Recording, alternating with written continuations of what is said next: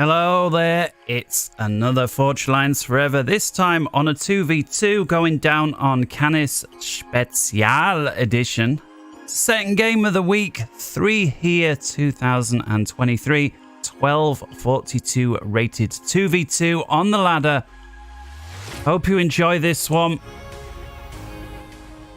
By the way, guys, going to be a new little bit of a sort of numbering convention with regards to making things a little easier and for brevity's sake and so on. So anything in the future where either you see it in the game title or the thumbnail, we're going to have a number at the front where you'd usually see a date. That's going to be the game number. The second digit is not going to be a number. It's just going to be week number and then, you know, whatever. Week 1, week 2, week 3.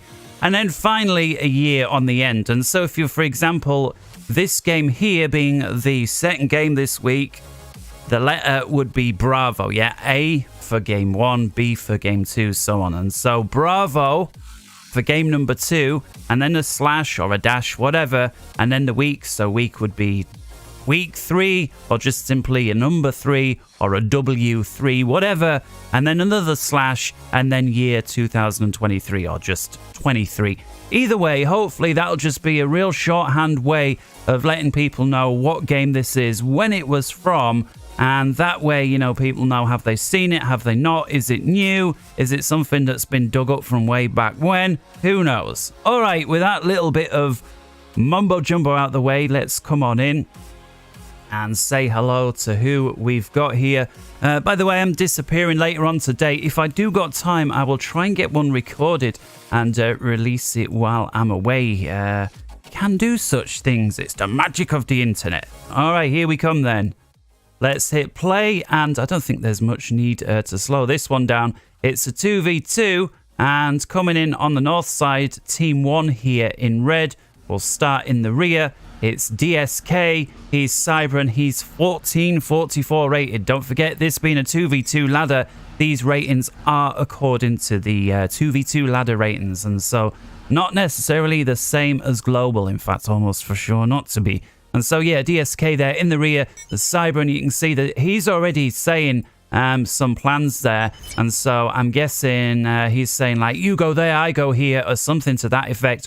Really, really nice. You know, of course, when you do a 2v2 ladder, you don't know who you're going to wind up with. And so to put the basic plans on, even if it seems obvious, unless they're like higher rated than you when they're going to know, worth doing. Of course, the standard opening here, mass, hydro, and looks like a slight misclick there for his ACU, making his ACU travel. I bet he was hoping he could distance build those two mechs as well. I knew playing this game back in the day, you had to move forward just a little bit to grab those from a distance build. On his front side, it's Corwin. He's 1098, so just a hair away from an 1100 rating. He is Aeon going first land as well, and you know, the typical there, 4 mechs getting the hydro and looking like he's already willing to expand. His first scout, interestingly enough, not heading across the map, but actually swinging around the rear. I guess he wants to provide some sort of cover to that expanding engineer. By cover, I mean intel. Down to the south side then, in the back, it's Ingenious 5. He's Aeon. He's 1378 rated. He there in the darker blue. Real nice, deep-looking blue there. I like that one. We can again call that the sky blue, electric blue.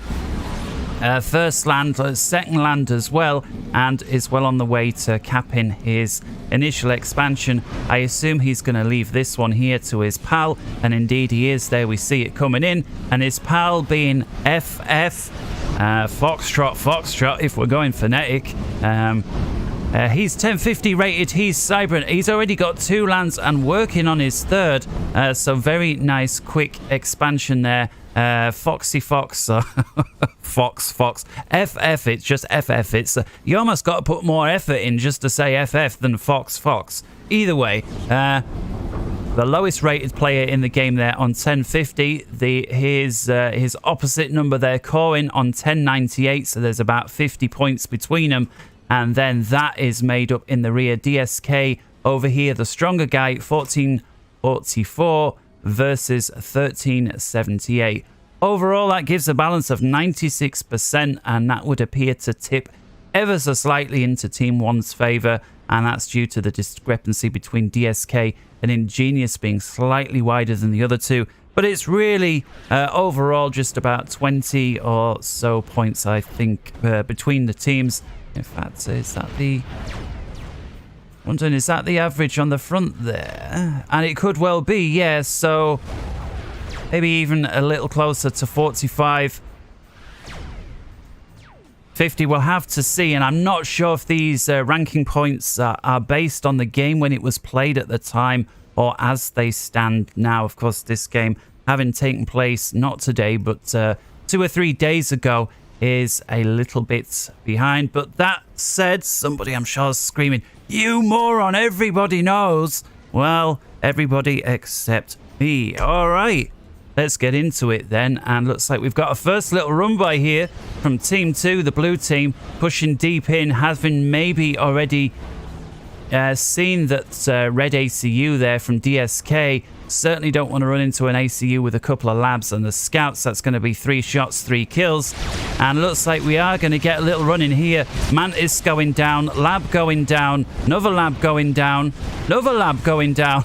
And looks like finally Foxy Fox is pulling back, and he loses. He's going to lose the entire raiding party there. And that was quite a strong raiding party to have on the other side of the map within 4 minutes. All of it succumbing to ACU, and then inferior forces. Labs and scouts are, for, you know, a little bit of a condolence, going to pick up this mechs. And looking at the kills there, they did also manage to get an engineer, and potentially here are going to get another. Oh, but they move away. Surely with your scout you saw that there was a couple of things coming. Perhaps he incorrectly assumed by the speed it would have been an ACU, and not just an earlier lazy reclaim that was would have sent the engineers to their certain death. Looking for a counter run by here from DSK, looking to come down the southwest flank. We see Foxy Fox moving over. I'm sorry for FF. I'm going to call you Foxy Fox. It's stuck. It's moving over to the west side, trying to plug the gap, but alas, too little, too late. Going to get 4 tanks moving in that are going to complete the run by. We've got an NG here desperately trying to get a point defense up. We see it's about 50%, just shy of 50%. Question is, it depends. Now that's never going to get right because DSK is carrying on to push these forces through. Down goes the NG. He's a little ambitious to try and save it, but he would have been able to because these tanks have got no intel. Of course, he wasn't necessarily to know that, but yeah. ACU coming up the back thinking, right, I'm going to try plug the gap there, and this time he should be able to plug those in. And again, DSK, right, well, I'll reverse my turn, and that appears to have confuddled Foxy Fox. Foxy Fox a little slow on the case. You can see he's looking for, where are they, where are they? Does he actually know where they are? Well, if he didn't before, he does now. And it looks like DSK is going to be able to pick off another mass point.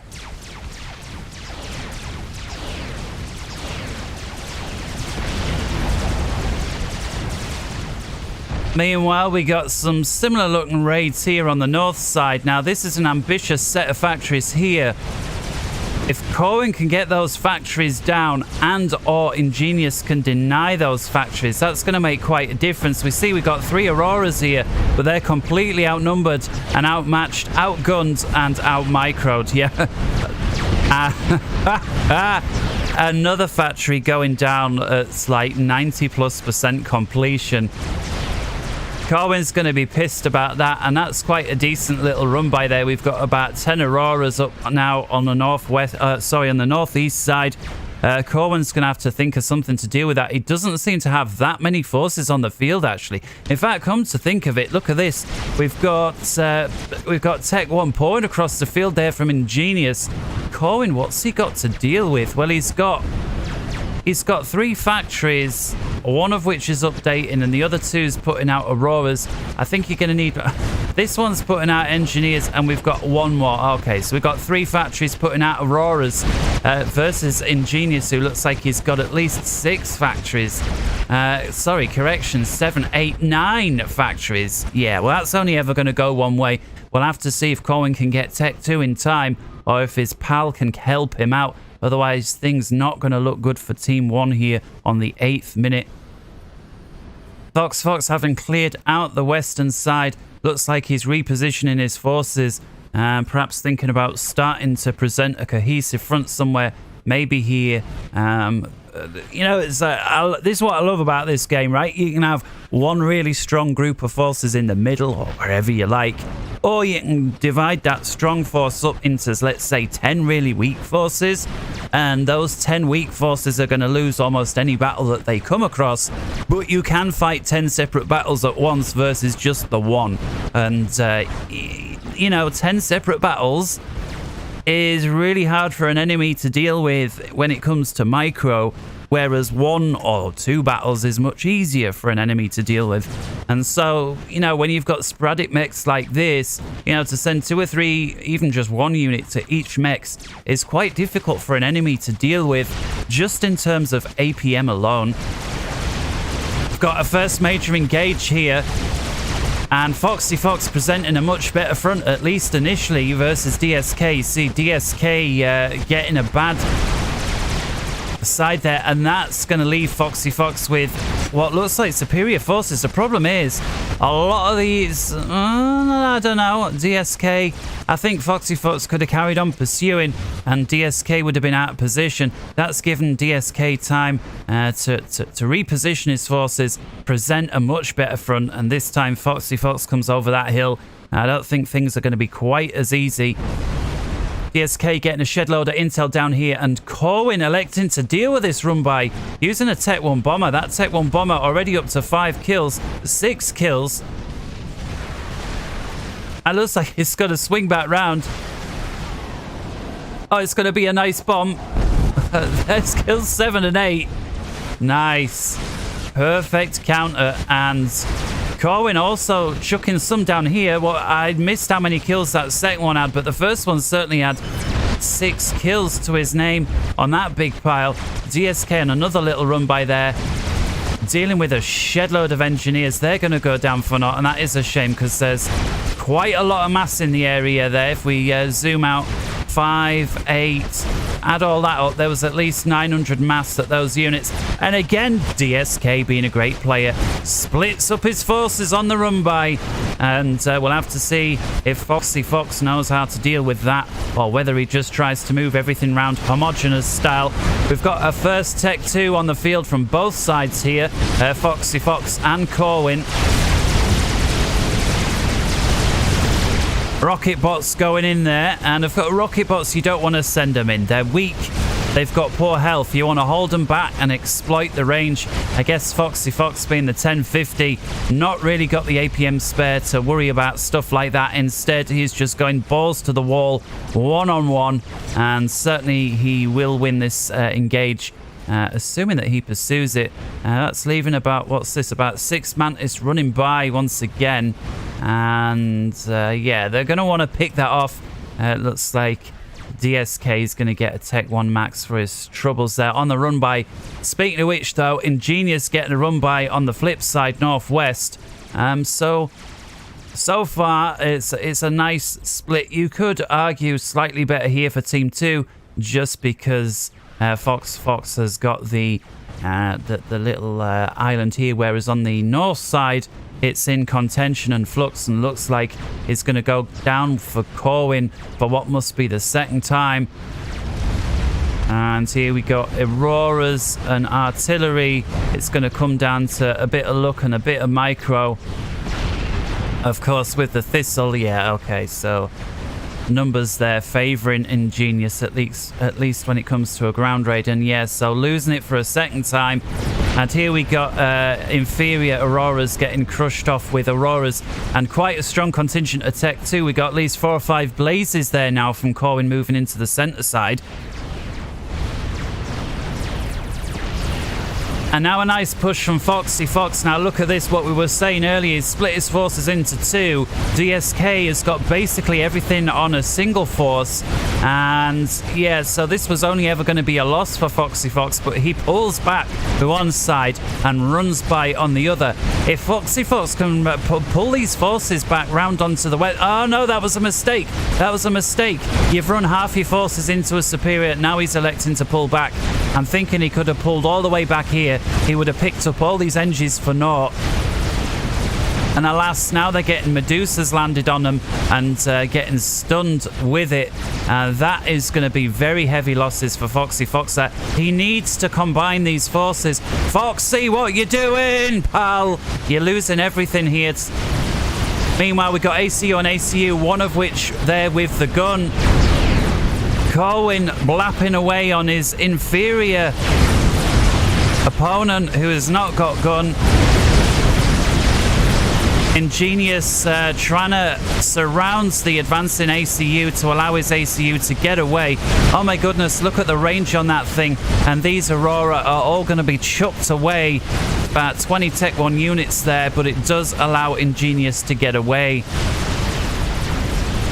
Meanwhile, Corwin also with a Tech 2 on the Blazes is going to cut off the retreating Auroras and is going to pick all of those up almost for naught. The only thing he does manage to do is inflict a little bit of damage. I say a little bit. He mostly killed one of the Blazes, but in terms of kill/loss, that was a perfect engage there from Corwin. Meanwhile, we do got a counter-attack down here for the second time, this time southwest corner. And yeah, this for Foxy Fox, he needs to get his gun. He needs engineer on assist. And look at this engineer. He's got the engineer and he's moving in to reclaim the mass. Okay, yeah, he can get it because he's got reinforcements. I thought, yeah, better off having your engineer assist your ACU. And he's going Tech 2, actually, not going for the guns. So expect to see some Cerberus point defense or something akin to that. Corwin with his gun ACU is on the retreat, but he is going to be able to pick off the forward structures there from Ingenious as he goes. Meanwhile, we got TMLs coming in here from Corn as well, and nice pickup, picks off 2 Tech 2 power generators together with connected storage. That's going to really hurt for Foxy Fox. Let's see what that did to his power situation. Well, there you can see it, big time stallage. Of course, he is taking up his ACU, although that is now complete. Thank goodness for him. Yeah, get your TMD up. And there it is. So with a bit of luck, that should prevent any more tactical missiles coming through from Team 1 there. Perfect pickup. That was the best target to have gone for. There was no way you were going to pick off a Tech 3 land HQ with, you know, one shot, one kill style shooting. Sure, you could fire 2 or 3, but when you've got this many engineers assisting a Tech 3 factory, I think they're going to repair it almost quicker than you can destroy it. And so I don't think he would have got it. Despite that, second TML now coming in from Corwin, and he maybe recognised that there's a tactical missile defence, so he's electing to fire elsewhere. We'll have to see. Is he going for Tech 1 mass extractors? It looks like he may well be. It's a very expensive way of dealing with Tech 1 mass extractors. But when your opponent's low on mass overall, maybe not. Maybe it's a...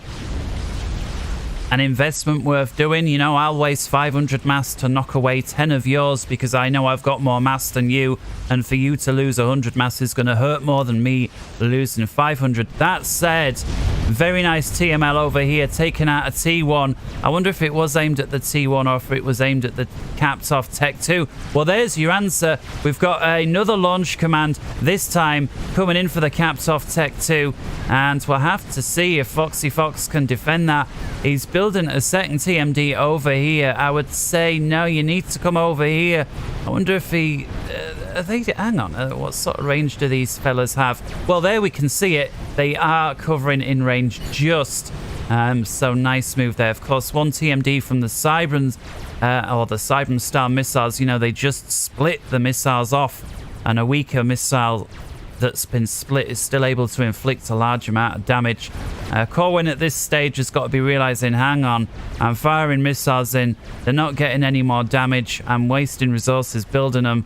It's going to be time to either destroy or redesignate the targets. And if I was Corwin, it would be a scout over the top and redesignate. That said, DSK, with the Tech 3 spy planes here on minute 18 on the yon end of the field, that's got to give Team 2 the chills. Our opponent is at Tech 3 Air. That means if we're not at Tech 3 Air within about 1 minute, expect strat bombers to be over our base, attacking with impunity. That said, okay, so they've just pinged a shitload of Tech 2 gunships from Ingenious. Do they have the air to deal with? It's one thing having Tech 3 spy planes, and there's your answer. Yes, DSK with 7 ASF. That will mop the floor with these gunships. Question is Ingenious going to be able to do anything with the gunships before that? Well, he's pinging desperately. And Ingenious also with a shitload of ASF. In fact, I think Ingenious has got more. I think DSK is going to chuck away his ASF trying to deal with those gunships, and that's going to hand over air control.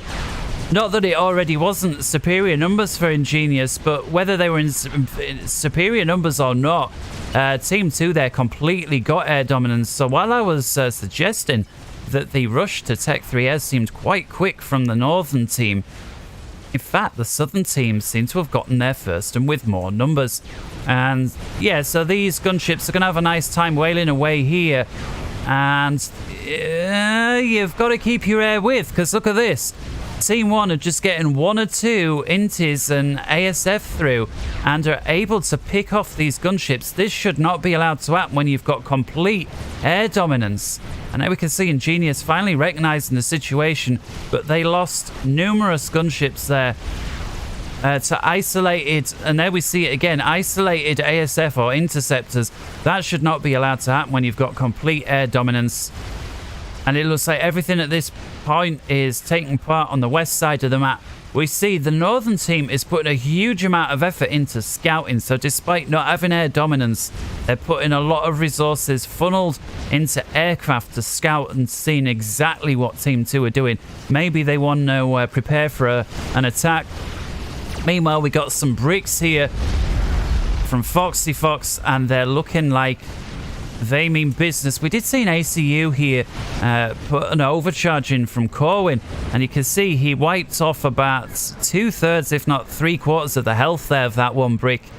So Corwin, you're short on energy storage, mate, and there you can see he has planned to build more. I really like this addition to Forge Lines. It never used to be. It used to be if you had an energy storage, in fact, way back in the day, you didn't even need an energy storage. But when they changed that, one energy storage, and that was it. That's all that mattered. Providing you could fill it up, you could overcharge.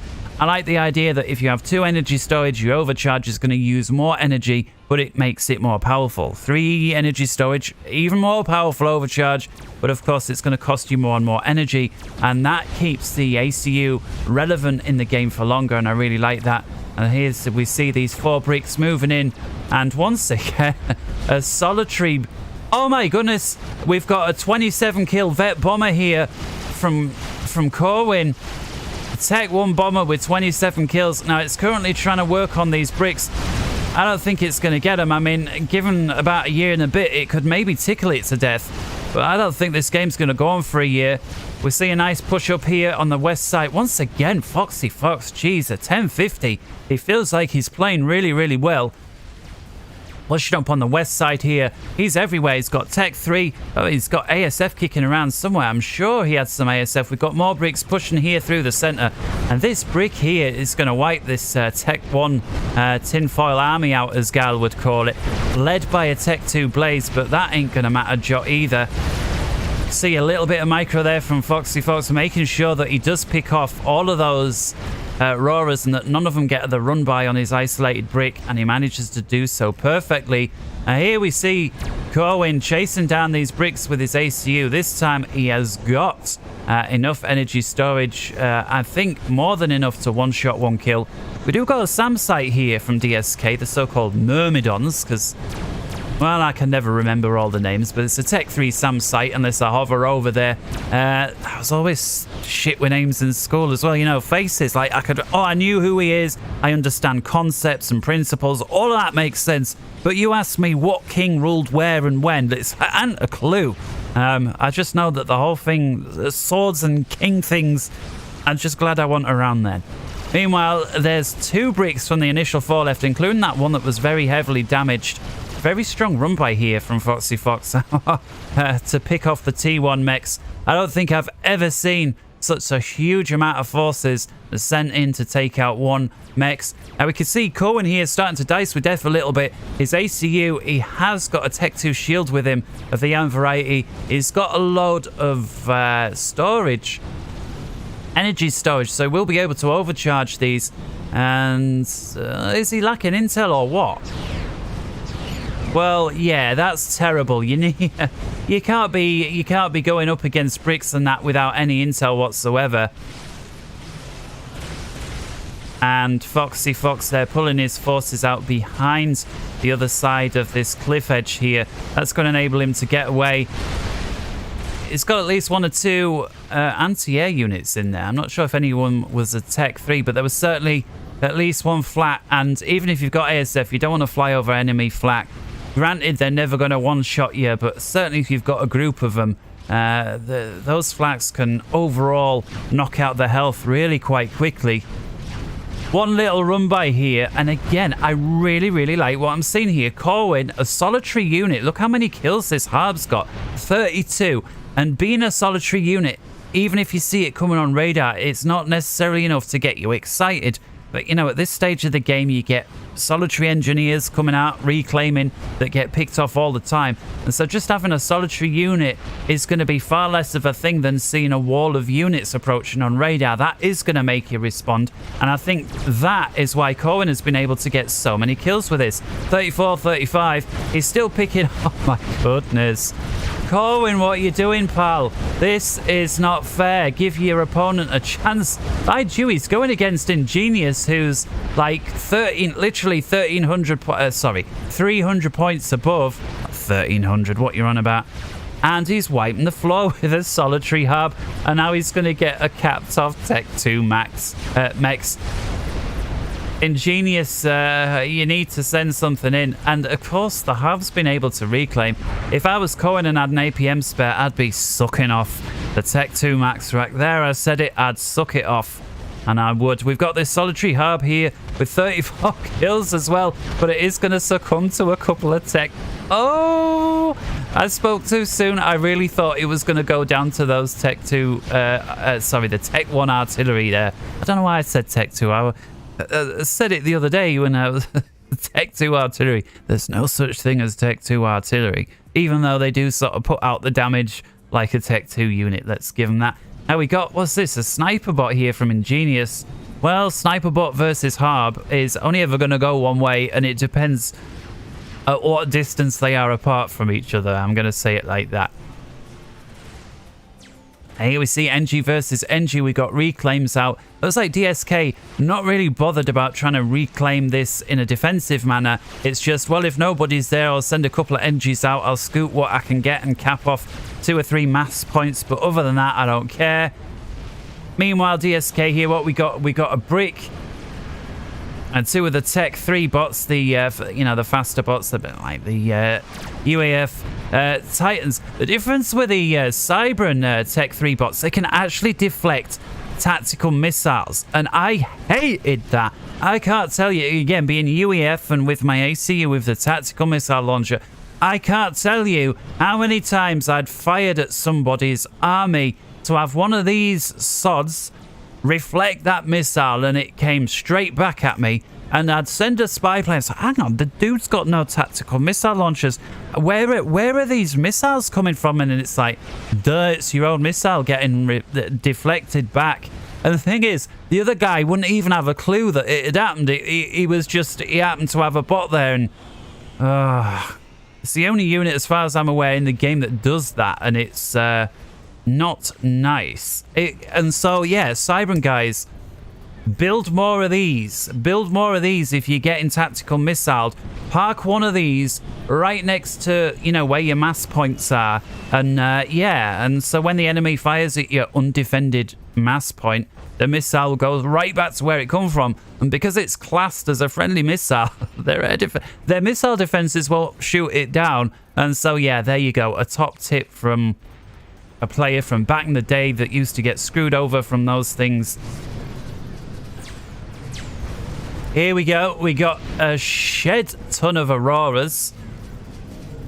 A couple of Tech 1 Arty behind and 3 harps there from Ingenious.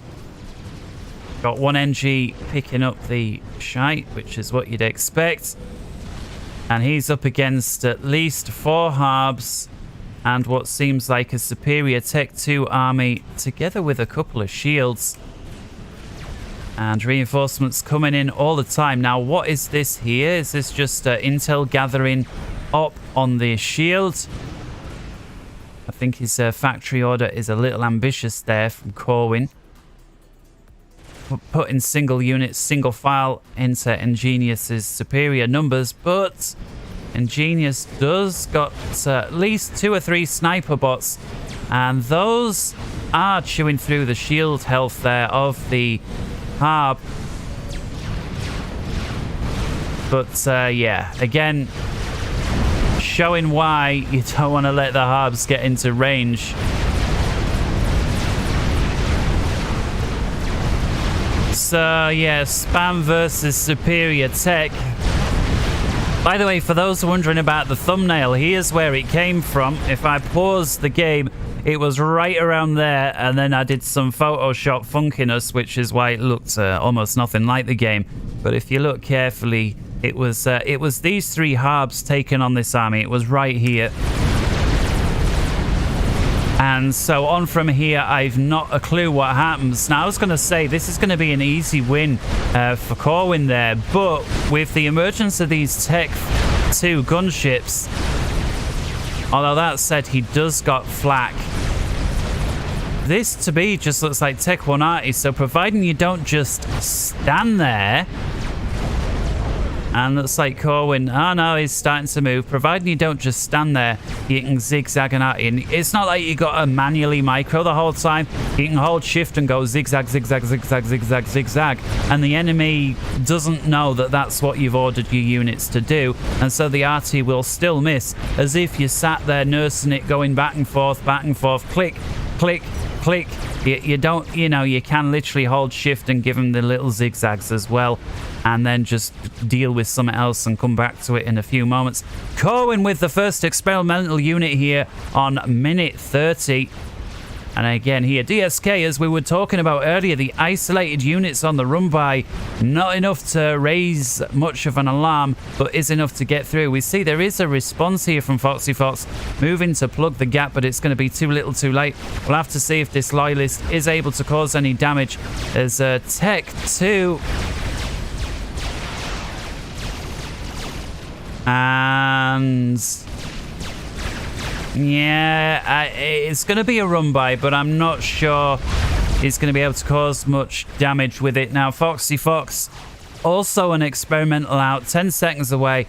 Nice tactical missile launcher there, or tactical missile. Gets a capped off Tech 2. I'm surprised this has been allowed to live as long as it has. You see, it was completely full, and it's full once again. 6 out of 6. These are not the cheapest things in the world to build, and so if you've got them there, especially on the front line, think about using them. Now, Corwin moving in now. GC, he's got a few harbs in tow.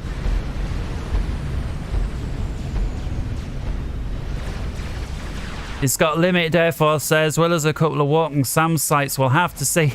And I'm surprised this loyalist got as far as it did. Did it actually? No, it didn't. Oh, it did take out this one. Yeah, so that, again, it shows you just the use of singular sporadic units, even after 30 minutes, can cause a lot of damage, providing you don't raise the alarm. Ping's going down now. I think both of these are going to be aware of one another. And there we go. GC focusing in there on the Monkey Lord, getting a shed load of hit points off it for free. Genius, you got to move in. You. Oh, no. That could have gone a lot better, I think, for Team 2. And once again, insult to injury. The GC gets vetted. GC is half health versus, well, a lost wreckage at the bottom of the sea? River? I don't know. Guile's good with his lingo. I'm just going to call it the water, the pond. A bunch of Tech 1, but getting picked off here. Not very efficient use of the Air Force there. I feel like Ingenious needs to bring this army in a little closer. It's not just because it's an army. It's the... does he not have any bouncers in there or the equivalent of? Maybe not. So we've got a shed load of air going down here. We do got at least one strat going down onto the GC. GC down to about a third health. Walking through the front door. It's got an ion reactor. It's got at least one large factory. There is still a shed load of Tech 1 bombers. There goes ion reactor number 2. And he's now primarying onto the T3 HQ. Then says, no, I'm going to redirect. Goes for the... and he gets it. He gets the strategic missile launcher. I'm surprised he's not going for the T3 land HQ. I guess he's seen the air grid here and he's thinking, if I can take that power down, Team 2 is fucked. And managing to get a rank and another rank of vet is back up to 1/3 health. Could this be it? Yeah, Team 2 now withdrawing their forces is able to pick off a ton of ASF there from Team 1. A slight silver lining. Why is Team 1 calling? Your air A is dying to bricks for no reason, and B, you've got strats. The only thing that is of any threat whatsoever to this GC at this moment in time. Why are you not dealing with...